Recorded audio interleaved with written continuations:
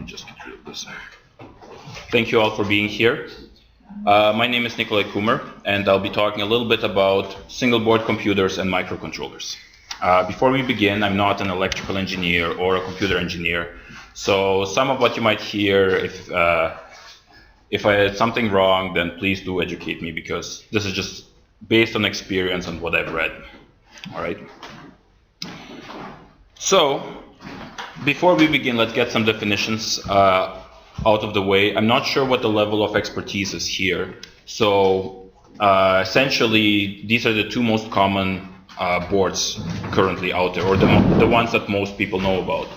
It's the Raspberry Pi, which is a single board computer, and the Arduino Uno, or whichever one, which is a microcontroller, sometimes also abbreviated MCU. So first, I'll tell you a little bit about why these boards are so popular, how it is that they emerged, and why do most people know about them. Then I'm going to give you a little bit about the characteristics of each board. Then I'll tell you, if you wanted to get started, what kind of main skill sets will be required and what kind of troubles you could be expected to run into and how to get past them. And yeah, then at the end I'll give you a few alternatives, some single board computers, some microcontrollers, and I also brought a few that I can just kind of pass around, and so you can kind of see and compare, just to get a little bit of an idea what it looks like. So first, about me. I have a bachelor's of mechanical engineering from the University of Alberta, and I did my master's of applied science also in mechanical engineering at the University of British Columbia. My master's was kind of on vision-based robot control, and because the vision requires so much computing power, we needed a lot of mobile computation, and these single board computers were they were just perfect for it. While we were kind of looking at them, we also found that some of them are good, some of them are not so good, and that's kind of where I've had a little bit of experience with different ones. I also was part of the group that helped establish the UBCO Mechatronics Club. The reason why I mention it is because we were kind of a group of students, and we got together and we decided to build a quadcopter. And we had a lot of students come up and they're like, oh, I always wanted to know more about electronics. But then we found that there was a high dropout rate, so to say, because people were intimidated, because they didn't really know where to start. So the way we actually counteracted it, we decided to just have a competition, and we said, we'll give you all of the components you need, and you will take an RC car and turn it into a self-driving robot with the addition of our Arduino. And that was actually wildly popular, and that's when we realized that the best way of learning about these kind of electronics is by just having a project that you want to try and do, and then just go ahead and finishing it. Because while you're kind of solving on things, you'll run into lots of troubles and you'll have to troubleshoot, and you'll eventually finish it. In addition, I also do a little bit of less than spectacular time-lapse photography. I have a Raspberry Pi which I run for a month or 2 months at a time, and it takes regular pictures of a certain scene or of a plant, and then I stitch them all together. In addition, I also started this website, edisondev.net. I kind of started it a little bit for myself. I compiled a whole bunch of information and tutorials on how to use certain single board computers, certain microcontrollers. The reason why I started putting up tutorials is because I found myself doing the same thing over and over again, and if I had to do it 6 months later, I would have already forgotten and I had to look it up again. So I decided to just kind of put some of them up there. And it just kind of continued as a thing that I kept on working on. So let's talk a little bit about Arduinos and Raspberry Pis. What can you actually do with them? I depicted here just 6 different projects, and I picked them from very different fields. This one right here I like quite a lot, and that's the Jasper project. It's essentially a microphone attached to a Raspberry Pi, and it's a home automation system where you can ask it a question like, what is the current weather, what's my notifications, and it will respond to you. It's a Siri-like interface, but this one is open source. Then people like to do things like LED cube, a flame-throwing pumpkin. But then there's also more useful things like an RC-controlled lawnmower or a home brewing fermentation monitoring system. And also a little bit more quirky things like this heads-up display. Essentially, the reason why I put these projects up is to show you that the wide range of these boards, what you can do with them. And the only thing that's limiting you is imagination, physics, time, and money. But other than that, it's really, you can do anything you want, really. Why are they so popular? It's because they're dirt cheap. For 20, 30 bucks, you can get a controller. And this controller allows you to connect the digital world with the physical world. And they can sense information from sensors, and they can send instructions to motors and whatnot. And they do so via GPIO pins, which stands for General Purpose Input-Output, and most of these boards have them.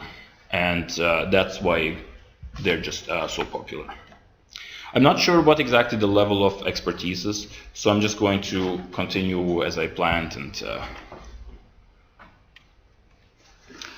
in addition, there is this new concept that emerged without me actually noticing. It kind of snuck up on me, but it's called the Internet of Things. And that's saying that in the future, which is currently now, everything is going to be connected to the internet. Things like light switches, microwaves, aquariums, everything is going to be just connected to your home network, and you can control it from anywhere else. And that's the Internet of Things. The thing is, it's used for home automation, augmented reality, safety for the elderly. And the reason why I'm mentioning that is because I want to tell you that these sort of devices also have very real commercial applications. So, and they're not going to go away, they're only going to get more bigger and more prevalent everywhere. And microcontrollers and single board computers can help you achieve that. So let's actually talk about some of these boards and what the differences are. If you were to simplify things very, very much, a computer only requires three things. One is some sort of a processor that can execute instructions. And then you need to have some kind of temporary memory, which is the RAM, to store information for those instructions. And then you also have to have some sort of a permanent storage, like hard drives in your computer and flash and SD cards and whatnot. And the way that these single board computers and microcontroller differ is mainly in those three fields. So let's look at just some rough specification. And these are kind of, I don't think that these are exactly from the Arduino Uno and from the Raspberry Pi. These are just some representative specifications. So when you look at processor speed, the microcontroller is on the order of 50 megahertz, whereas with single board computers you can have now gigahertz, multiple cores. So you get a lot more computational power with the single board computers. Also the onboard storage, because the onboard microcontrollers don't generally do simple calculations, or simple instructions, they don't really need to store a lot of information, so they have fairly small amount. Whereas with single board computers, you have SD cards, flash, you can now connect hard drives. Now the thing is, with microcontrollers, you can extend it, but you need an additional chipset and whatnot. When it comes to memory, also the microcontrollers are on the low end versus single board computers, 1 gigabyte, 2 gigabyte. But then we get to things like power consumption. When you look at power consumption, and then again, it depends on what you're doing, but with single board computers, you have quite a bit more power consumption than with microcontrollers. To be completely honest, this 12 milliamp number is on the high end. It's kind of assuming that you're going to have some sensors on there as well. And a lot of microcontrollers also have power saving features where they can consume 1,000 times less that that amount of power. So when you have just a simple battery of 2200 milliamp hours, you can get hundreds of hours of use, versus with a single board computer, you're looking at just hours. So again, it really depends on your application here. The other thing is reboot time. On single board computers, you usually have some kind of an operating system. And depending on the type of operating system you're using, you'll be looking at multiple seconds up to a minute of a reboot time, versus with microcontrollers, it's a lot faster. Again, it really depends on your specific project application. If losing power is a possibility, you're going to have to look into how much information can you lose while it's booting up again. And then other features, the single board computer has an operating system, extendable storage, and every single board computer has at least an Ethernet port. So with that, you are automatically getting some kind of a node in your network. You can get microcontrollers with network connection, but or you can also add an external one, but that's, again, you have to add it as opposed to it coming with it. To be completely honest, I'll just go ahead and skip this slide. Actually, no. When you're looking at the chips themselves, with the microcontroller, you get the CPU, the RAM, and the storage all on one chip. And that's why it's a lot less powerful. And they're essentially designed for mobile application, like put it in a children's toy, put it in your microwave oven, things like that. So it's all embedded into one. With single board computers, that's not always the case. For example, this is the Raspberry Pi right here, and the Broadcom chip has the CPU, a graphics card, and RAM, but it has external storage. Some of the single board computers have separate RAM, separate storage, and separate processor. Also, if you look at, if you are kind of just starting out, chances are if you had a Broadcom chip, you would not be able to interface with it very easily, because it's just, if you're a beginner, you would need a specifically made circuit board and whatnot. However, with microcontrollers, you generally have a very easy pinout, and you just need to connect half a dozen pins or so, and then you're good to go. So they're essentially designed so that you can test them on the board and then take that design onto a more permanent, solder it in, and then possibly commercial application. Defining features, this has kind of been said already. The interesting thing about single board computers is that very soon they're going to start coming with Windows. And I think I heard a rumor, possibly a news story, that the Raspberry Pi 2 will possibly have some flavor of Windows. Essentially, they're cheap or weak computer, which is not really true anymore, because some of them are quad core, 2 GB. It's possibly better than this laptop here. So, and they're significantly cheaper. With microcontroller, they're very cheap, especially if you just buy the chip itself. If you were to look at an Arduino, you're looking at $20. If you just buy the 80 mega chip, you're looking at $2. So let's say you want to get started and you have a project and you're thinking, I would like to use a single board computer or microcontroller for the project. What kind of things can you expect? I'd like to think that the only thing you really need is programming knowledge and electronics knowledge. It's actually, it sounds easy or sounds hard, but the truth is there is a lot of simplifying aspects of these controllers that can help you out if you, for example, are new to programming or if you're new to electronics. So let's look at just the programming for now. Luckily, there is lots of examples from the community. So when you're looking for a chip or for a microcontroller or for a single board computer, it really helps if it has a large community behind it. To be completely honest, I've been in a position before where I bought a board the minute it came out, and then you find out there's issues with it and they're still trying to troubleshoot it even on the manufacturer side, and then you're kind of stuck with a half-working device. And or the community still doesn't, you can't find answers very easily, and then you have to spend a lot of time. Chances are you will be able to figure it out eventually, but how much time do you want to spend figuring out how to do X, Y, Z? So, luckily, programming, a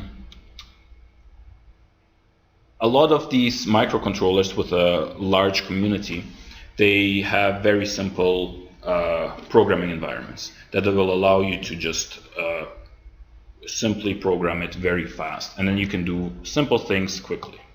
However, if you had to program something more complex, then you would be looking into things like mathematics and other science knowledge, which is actually something that I like about these devices, because when you start on a project, you'll have to learn a lot more about interdisciplinary concepts. So they combine knowledge from a lot of diverse fields, especially when you're using sensors. You need to know how they work so that you are getting numbers that you understand. So what are the simplifying aspects? How can you make life a lot easier? Well, there is a lot of pre-written libraries. For Arduino, if you Google a particular sensor and Arduino library, chances are somebody has already written a library for it. Alternatively, you might be able to find a library for a similar sensor, and then you just kind of modify a few values here and there. There's also a lot of code examples. Places like GitHub are pretty popular. And then there's also forums, Stack Exchange, community, where you can get community help. And if you just don't know how to program, there's also free online courses where they essentially teach you the basics of programming. All right. So now let's talk about electronics. This is something that's kind of difficult to get into. It's intimidating and it's difficult to get started. Also, it's easy to make mistakes, and some mistakes are very, very much permanent. So it's, again, something that I guess beginners are a little bit afraid of starting. Also, you often need an additional equipment, soldering iron, voltmeter, possibly an oscilloscope, depending on what you're doing. So how can you simplify all of this? Well, you can start with a starter pack or a kit. And that one comes with a whole bunch of sensors, possibly some actuators, some resistors, all of that, and some pre-written tutorials and or schematics. So that might be something to consider if you're just starting out. Also, pretty much most microcontroller manufacturers, they have these attachments that go right on the board themselves. I have here, I guess I can kind of pass this around. I'm going to be passing a few things around. Please be careful with them. Try not to touch them too much, because there's the danger of static shock. But I'm going to pass a couple of things around. This, for example, is the Arduino motor shield. Just to clarify, the danger is to the board, not to you. Yeah. But if you're afraid for yourself, you might be even more careful. But most manufacturers have these attachments. They're called shields for Arduino. For the Beaglebone, they're capes. For the LaunchPad, Texas Instrument LaunchPad, they're called booster packs. Essentially, they're these boards that fit right on the board, and they will allow you to directly connect sensors or motors. That way, you can actually have a working motor without ever needing to solder anything or make a schematic or breadboard, anything. This essentially just cuts the electronics knowledge out of the equation, and then you can just go ahead and start with the programming. And all of these devices have just code examples. Also, when you're looking at a lot of electronics, they look like that, with really tiny solder connections, or the chip itself is 4 by 4 millimeters and you can barely see it, let alone solder to it. Luckily, there is these places that have emerged, and they make a business out of selling you these breadboard-ready electronics. Places like Adafruit for the blue one, the red one is SparkFun, and then the green one I don't remember. It's Rock Robot brand. But essentially, they just give you this device. They put the whatever sensor already on it, and all you have to do is plug it into your breadboard, and then you're good to go. All you have to do is just to connect a couple of wires from the sensor to your microcontroller, and you're off. All right. And the big thing is you can get help from the community. One thing that I really would like to stress is if you learn something or if you successfully connect something to something else, please share that information. Don't just keep it to yourself, because chances are 6 months from then you yourself will need that information, but you will have already forgotten. So please make sure to share it.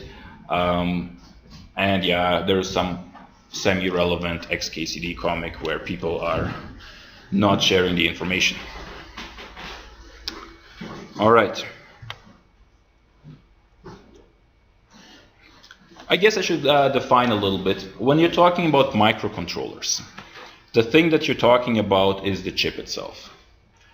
However, most of them come with expansion boards, which the places like Texas Instruments, they want you to buy. They provide you with those expansion boards because it's very easy for you to test that out, and then you will possibly buy 1 million of these microcontrollers to put in a permanent setting. This right here is the chip itself on the expansion board. So the question is, what is on the expansion board? Well, the microcontroller itself has the processor, the RAM, the onboard storage, some pins which are just connected here. It has some analog to digital converters and some sort of a logic level voltage.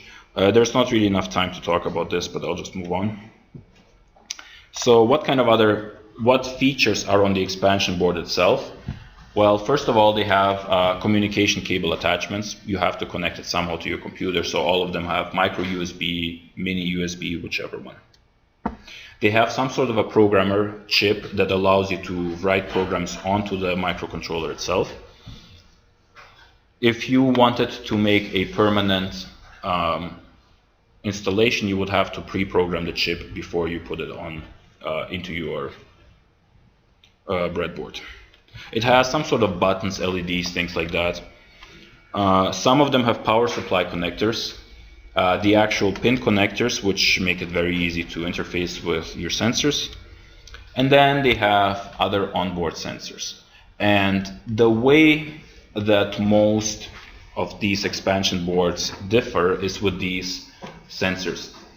And I'd like to think of them as little gimmicks that they all have. Some of them have an accelerometer built in, others have temperature sensors, others have gyroscope, so you can just buy the board with that particular sensor on there. So if you were comparing two different expansion boards, you would probably look into what can the microcontroller do, and then what does the board itself have. In addition, every single microcontroller expansion board manufacturer will give you the schematic for the board. Now it looks a little bit complex, but it's actually, you can clean it up quite nicely, because what you really have here is the actual microcontroller chip, like the 80 mega, and here you have some kind of a USB interface programmer, and the rest is just a bunch of leads that connect to either the pin connectors. I mean, there's a little bit of extra stuff there. There's some power supply features up here, but in reality, it's all semi-straightforward. And I'm not an electrical guy, but I could probably make my way around it if I really had to. But I would just keep the Arduino Uno as a chip itself. So let's talk about some microcontrollers and just the different types, and just kind of give you an idea of what's out there. First is the Arduino board family, I would call them. I only show 3 here, but to be completely honest, there's probably dozens of them, possibly 50 to 100. There's a lot of them.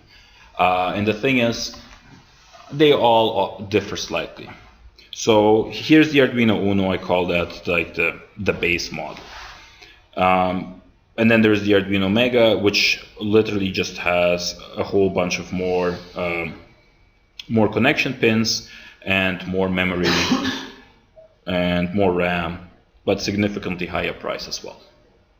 And then there's the Arduino Nano, which is good because it's really small, it's more expensive, it's essentially an Arduino Uno but really small, but the Arduino Nano comes with the, just goes right on the breadboard, and it's very good that way. And there is dozens more of Arduino types. The thing that Arduino did really well is its programming environment. Really well as in it's simple to get started. It's not for if you were making a commercial product with lots of different libraries, this would be a terrible environment to use because it's really hard to keep track of how the different libraries are interconnected. But if you're just doing a fairly simple project, and when I say simple, there's quite a range, the Arduino environment is just fine. Yeah, all you do is you just define your pins. You have 2 main functions. You can add more functions, you can add more libraries, but it's really easy to get started. So I would like to kind of make sure that when you're looking into microcontrollers that you also look away from the Arduino into other places. And the biggest reason is the price. If you look here, the minimum price is $25. You can get knockoff versions which are significantly less, but then you get what you pay for. Although I did have friends, they bought knockoffs and they were happy with them. So, for example, this one is the STM32L Discovery and the Nucleo. The thing about them,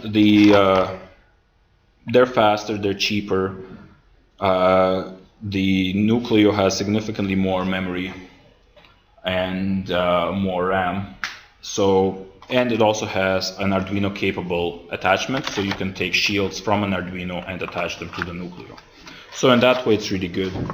The STM32 Discovery has essentially everything you would need if you wanted to build some kind of a panel, because it has the buttons and the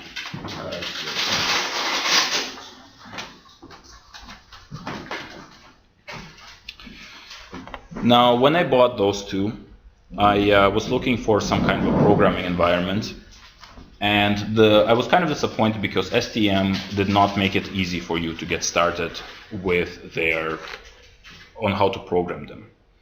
The thing is, oftentimes these manufacturers only think about commercial products, so they assume you have commercial software.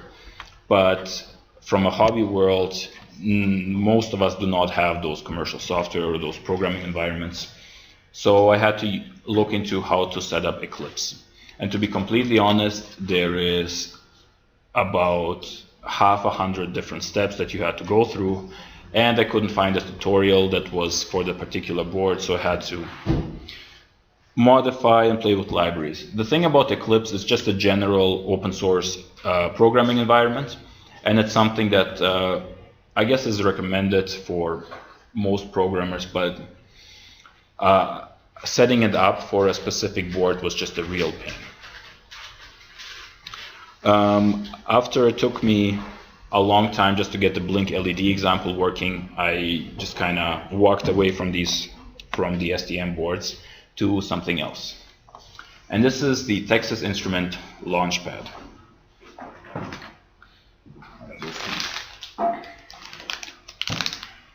This one right here is the MSP EXP430. Again, look at the prices right here, they're significantly cheaper.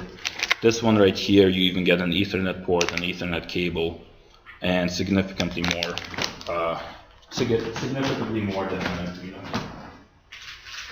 The thing is, The difference in price, I suspect, is because all of these are kind of, Texas Instruments. They can produce the boards a lot cheaper than Arduino. They're an Italian company.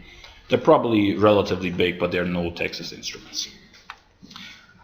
So when it came to program the LaunchPads, at first I was stuck with Code Composer Studio, which was the Texas Instruments software to program all their boards.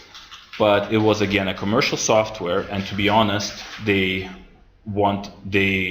free version only allowed program sizes up to 16 kilobytes or something like that. So it really was just a little bit silly for me to use that. Luckily, I ended up founding this software called Energia, or Energia, depending on how you pronounce it.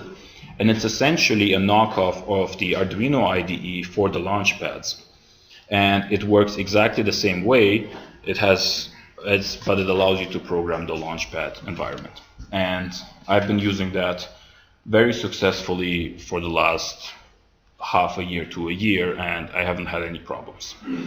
So essentially, I guess what my takeaway is, make sure that you look into the software in advance before you go out and buy the boards. Now, I only showed you 3 different families, but to be completely honest, there's thousands of other boards. This is, again, just a small sampling.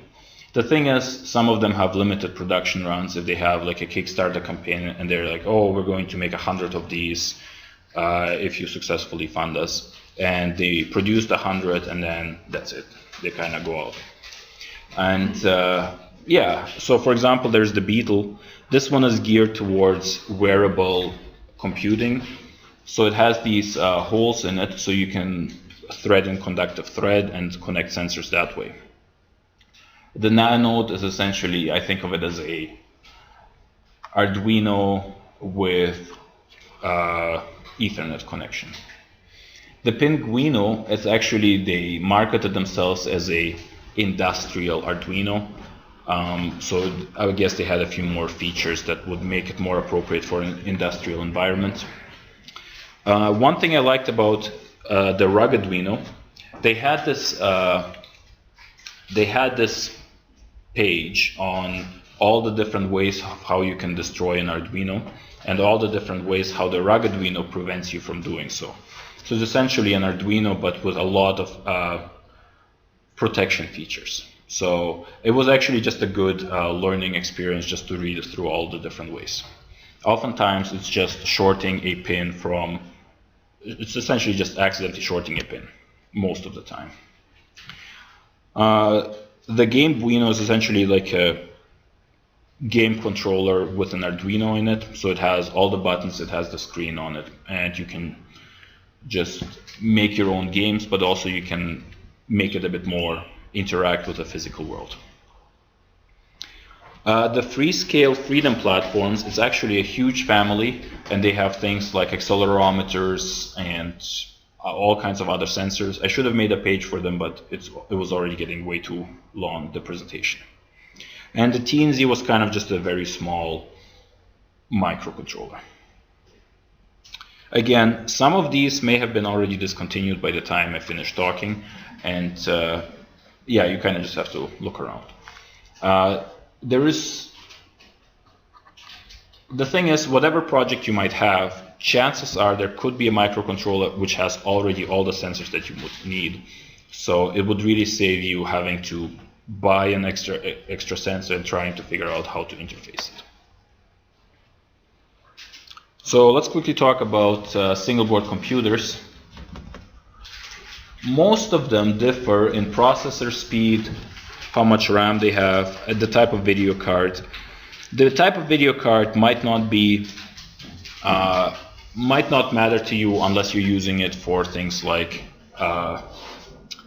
home entertainment system. You can, for example, use it as your media PC. You connect it to your TV, and then you just play movies on it in highest quality and whatnot.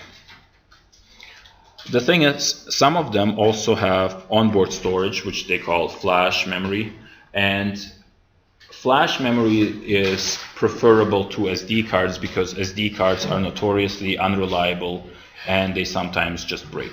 So if it has flash storage, that's a good thing, and it's also faster as well.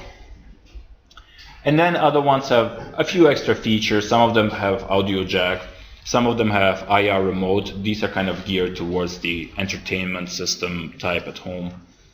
And then they have Bluetooth and possibly other communications. So when you get started with single board computers, you have to be aware of something called the hidden costs. Oftentimes you think, okay, I'm going to buy a Raspberry Pi, it's $35, and then I'm going to have a computer. But the truth is, that is not entirely true. At the bare minimum, you'll need an SD card, an Ethernet cable, and USB power cable. Some people might have that already, but it's something that you have to be aware of if you do not have those items. And that's the bare minimum. This allows you to remotely log into the Raspberry Pi and control it that way. If you wanted it to act as a computer, you'll need an HDMI connection. Possibly your monitor might not have an HDMI plug-in, then you'll need an HDMI to VGA converter, and then which all runs up the cost. And then you'll need keyboard and mouse, and oftentimes you'll also need a powered USB hub, which not many people have, which again runs up the cost. If you add this all up, you might be looking at closer to $100 to $150, unless you already have those things. But it's still something you should be aware of. I know with the Raspberry Pi, there was a big issue where you could not run a mouse and a keyboard at the same time because sometimes the Raspberry Pi would just lose power because it couldn't power both at the same time. That's why you need a powered USB hub. Okay, let's talk about Raspberry Pi. I'll just burn through these quickly. It's been going on for a long time. I actually couldn't bring a Raspberry Pi because it wasn't the time-lapse rig and I didn't want to disconnect it. But the interesting thing is the Raspberry Pi 2 came out within the last 2 or 3 weeks, and it's been sold out ever since. But if you can get your hands on one, you're looking at a quad-core 800 megahertz, 1 gigabyte of RAM for $35. It also has a lot more GPIO pins than the Raspberry Pi model original, which can, I guess this was one of the concerns that people had. If they had multiple sensors, they couldn't interface it. Also, some sensors require a lot of GPIO pins, so having more connections is usually better. Then there is this, the Beaglebone Black. I'll pass that one around. I put it on here just because I have it.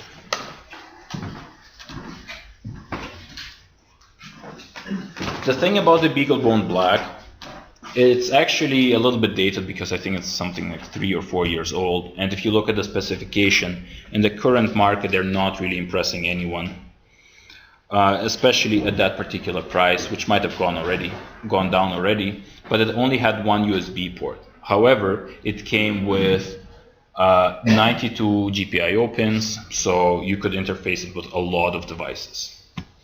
Another thing that was very useful is it also has onboard flash memory, 2 gigabytes, which is just about enough to have a very small operating system reliably for a while. The other big thing about the Beaglebone Black is it has this open hardware architecture where you can get all of the schematics and all the information about all of the hardware on there. You can get it from the Beagleboard Foundation. This is not actually true for the Raspberry Pi. This was actually a problem where some of the information about the graphics processor was hidden, so the community could not use them for GPU computation, where you use the graphics card as a processor.